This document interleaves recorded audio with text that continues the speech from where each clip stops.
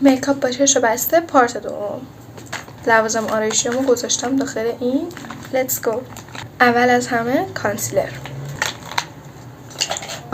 کانسیلر رو اینجا میزدم. از کانسیلر رژگونه باز میشه. حتی چشه فکر کنم. کانتور.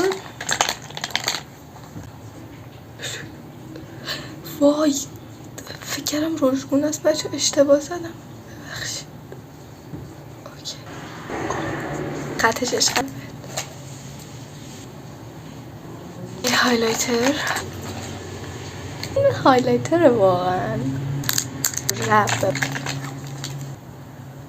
اوکی بریم. 1 2 3.